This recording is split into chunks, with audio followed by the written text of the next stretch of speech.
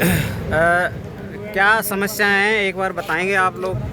जी, समस्याएं हमारी बहुत बड़ी हैं और सरकार को ये समस्याएं हम बारंबार अवगत करा रहे हैं। पिछले 10 साल में वैसे ही सरकार ने भर्तियां नहीं करी हैं और अब लास्ट टाइम पे आके जब उनको दिख रहा है कि हरियाणा में हमारी स्थिति कमज़ोर हो गई है, तब उन्होंने जाके भर्ती करी है। और उस भर्ती में भी ये हाल कर रखा है कि सैलरी देना नहीं चाहते हैं, नौकरी करवाना चाहते हैं। GPLO LCLO ये साथी हैं और ये सब एक आवाज़ लेकर के यहाँ खड़े हुए हैं कि भाई हमारा जो शोषण सरकार कर रही है 6,000 रुपये सैलरी के नाम पे। कितने कर्मचारी होंगे? ये 7500 प्लस कर्मचारी हैं। जी, 75। क्या दिक्कतें आ रही हैं आपको?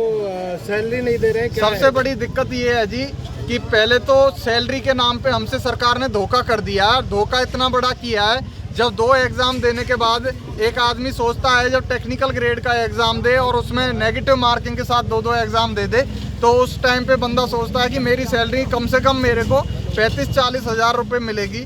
सरकार उस लेवल की भर्ती करती है।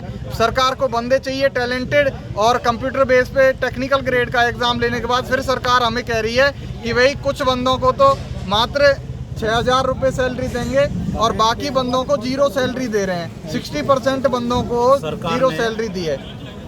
सरकार ने 4 महीने में कमीशन भेजा है 120 रुपये जी। और LC भाई हमारे ऐसे हैं जो अपने घर से 15-15 किलोमीटर दूर जाते हैं नौकरी करने के लिए जी।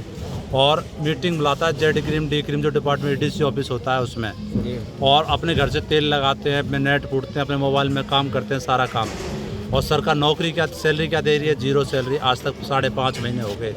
हमारी इतनी दुर्दशा हो चुकी है कि हमारे बच्चे सड़क पे आ चुके हैं। हमारे बच्चों को स्कूल से बाहर निकाल दिया गया है, जो हम उनको फीस तक नहीं दे पा रहे। उनकी घर में राशन की समस्याएं पैदा हो चुकी हैं। अब सरकार से क्या मांग है, क्या चाहते हो? हमारी सरकार से मांग है, जब सरकार ने हमें ग्रुप C टेक्निकल पोस्ट के बराबर भर्ती किया है तो हमें ग्रुप C टेक्निकल पोस्ट बराबर 25,400 ग्रेड पे है। अभी कितना दे रहे हैं आपको? अभी 6,000 रुपये दिया है 2,000 साथियों को, जिसमें से हमारी संख्या है 7500 प्लस। बाकी साथियों को आज तक एक पैसा नहीं मिला है। वो उनसे क्या बोल रहे हैं? उनसे बोल रहे हैं कि आपको कॉन्ट्रैक्ट आपको लगाया गया है, कमीशन बेस, लेकिन आज तक उनका एक भी पैसा कमीशन का सैनी साहब नए CM चुने गए हैं, लेकिन फिर भी ये दिक्कतें आ रही हैं। क्या मतलब? सैनी साहब के सामने भी हमने अपनी बात रखी है। 2 बार हम चंडीगढ़ गए स्पेशल मिलने के लिए, तो सैनी साहब की जो बयानबाजी है वो कहते हैं कि आपने ज्ञापन दे दे के हमारी छाती भर दी। क्या सैनी साहब इस तरह की बात शोभा नहीं देती? पहली बात तो मुख्यमंत्री है, ऊपर से जो उन्होंने हमें रोजगार दिया है, हम भी उस रोजगार की कदर कर रहे हैं। हम चाहते हैं 9 से 5 में कार्य करें। कांग्रेस और BJP के नेता वोट मांगने आएंगे तो क्या फिर आप यही कहोगे? आपका क्या रिएक्शन रहेगा? नहीं, यदि BJP हमारे द्वार पे आती है और हम BJP को खुला चैलेंज भी दे रहे हैं इस बात का, यदि आपने हमारी भर्ती की है तो हमें सैलरी दी जाए जिस काम को हम कर रहे हैं उसकी। और यदि आप इसको करने में सक्षम हैं तो हम आपके साथ हैं।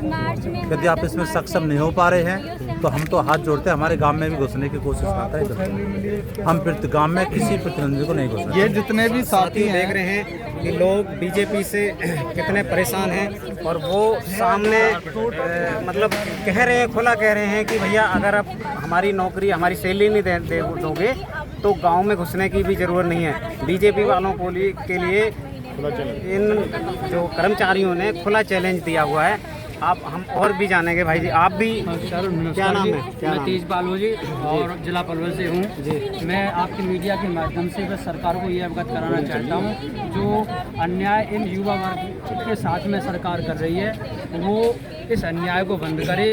और मैं इस आपकी मीडिया के माध्यम से अवगत ये भी कराना चाहता हूँ कि एक तरफ जहाँ युवा पढ़ लिख कर नौकरी पाता है वहाँ उसको 6,000 सैलरी और दूसरे साथियों हमारे साथियों को LC को कोई सैलरी नाम की कोई चीज़ नहीं, कमीशन बेस। तो इस प्रकार का सरकार शोषण करना बंद करे, जो कि बहुत निंदनीय है। मैं सरकार से ये भी पूछना चाहता हूँ कि सरकार इस युवा वर्ग को किस दिशा में लेके जा रही है, तो ये सरकार को सोचना पड़ेगा। ये हमारा युवा रोड पर है और ये युवा क्या कर सकता है आने वाले इलेक्शन में, तो ये सरकार को सोचना पड़ेगा। हमें सरकार मजबूर ना करे और हमारी ग्रेड पे है, हमारी जो मानदेय है उसको वो हमारा पूरा करे, जो कि 25,400 हमारा सैलरी बनता है। कम से कम उस ग्रेड पे के अनुसार हमें वेतन दे सभी साथियों को, चाहे वो LC है चाहे हमारा CPL हो। बस ये आपके माध्यम